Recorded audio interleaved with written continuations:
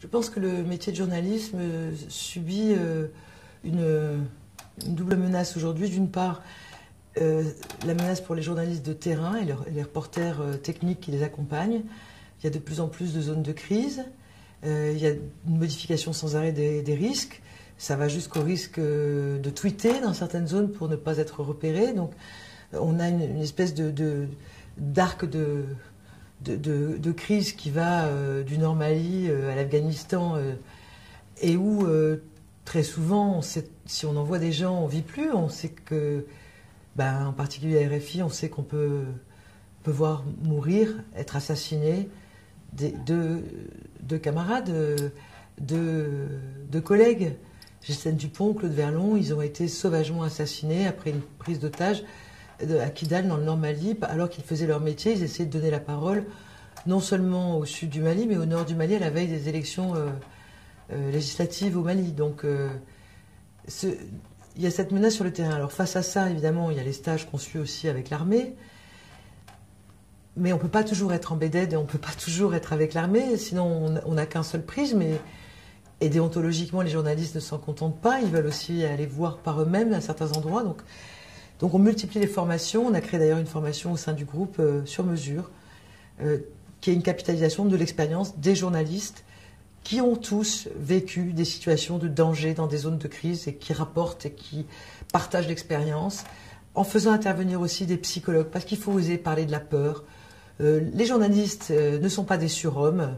Je me suis déjà fait reprendre là-dessus, mais je le redis, un être humain qui a eu peur, sa peur peut le surprendre s'il ne l'exorcise pas dans une situation délicate. Donc il faut s'armer, il faut parler. Il y a aussi des abus sexuels dans certaines circonstances. Et les femmes journalistes n'osent pas le dire, il faut le dire.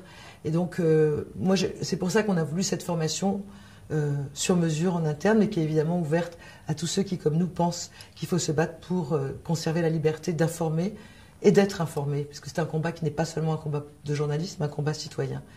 Puis alors, à l'opposé, il y a donc l'océan numérique et les petites phrases, le buzz sur Internet, ou la manipulation, tout simplement. Aujourd'hui, n'importe quelle organisation terroriste peut balancer sur Internet des choses. Qu'est-ce qu'on fait?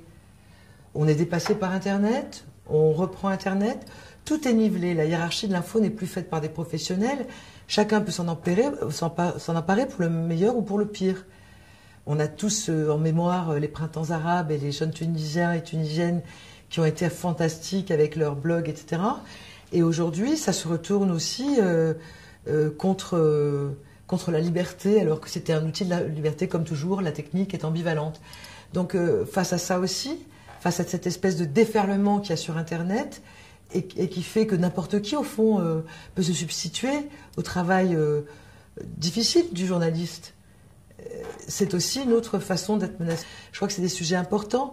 On ne peut pas les circonscrire à l'ère francophone. Hein. C'est des sujets que se posent toutes les grandes démocraties, toutes les grandes chaînes libres. Mais c'est important qu'au sein de la francophonie, on est en partage ce débat, qui croise une troisième contrainte, une troisième menace, c'est la menace économique. Parce que si on n'a plus d'argent pour financer son média, si on n'a pas de salaire quand on est journaliste en Afrique, parce que il n'y a pas de statut, il n'y a pas de salaire, il n'y a pas forcément une formation reconnue, comment est-ce qu'on peut avoir un journalisme libre? Comment est-ce qu'on peut avoir un journalisme professionnel si on n'a pas de statut non plus et si on n'a pas une sorte de solidarité au sein des journalistes francophones du Nord aussi avec le Sud? Il y a des pays qui se penchent là-dessus. Hein.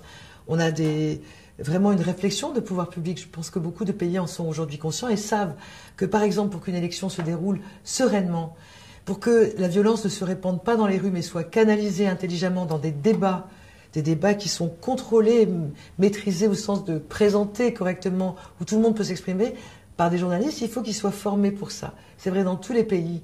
Voilà un des enjeux de la francophonie pour le futur, me semble-t-il. Donc, il faut s'interroger sur l'avenir. Je pense qu'il est très, très important, dans ce monde du XXIe siècle, de commencer par réaffirmer le sens.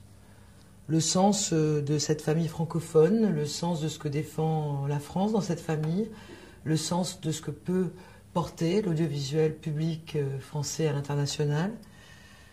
Et c'est une certaine exigence éthique.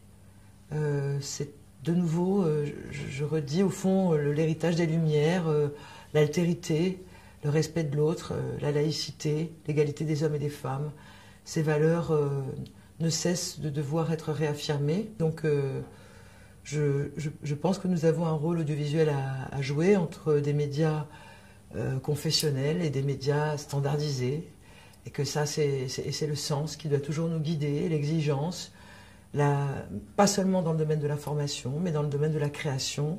Au fond, toute innovation est ambivalente et c'est à nous de créer les règles permettant le respect de la diversité, du pluralisme de la pensée, qui est une des valeurs, un des objectifs que nous défendons. Et il nous appartient aussi à nous d'utiliser intelligemment ces médias. C'est clair que le numérique est, comme toujours, en même temps qu'un risque, une opportunité. Et pour conclure, je voudrais dire un mot des autres langues, puisqu'on parlait de francophonie. Donc, les autres langues, c'est important. Il ne s'agit pas de vouloir faire du français ce qu'on ne voudrait pas que l'anglais soit. Sinon, ce serait un raisonnement un peu court de notre part. Donc, pour ça, j'ai envie de conclure sur la nécessité de se frotter aux autres sphères linguistiques, de les aimer, de les partager, d'apprendre plein de langues étrangères, parce que, au fond, comme le dit Goethe, on ne parle bien sa langue que quand on en a appris au moins une autre. Et donc c'est magnifique, ce pluralisme des langues. Et je me disais donc qu'il ne fallait pas d'une francophonie frileuse, qui se replierait autour de ses frontières, mais qui soit vraiment ouverte. Et au fond, quand les Français jouent le rôle d'enfants terribles de la planète, je trouve que on tient bien le sens et que c'est bien peut-être ça, la stratégie. Rester les enfants terribles de la planète. Et je dis, j'aime quand la France est comme ça, j'aime quand elle a des idées qui font d'elle l'enfant terrible du monde. C'est là qu'elle est bien, c'est là qu'elle est elle-même, et quand elle rayonne non pas contre les autres, mais avec les autres. Voilà.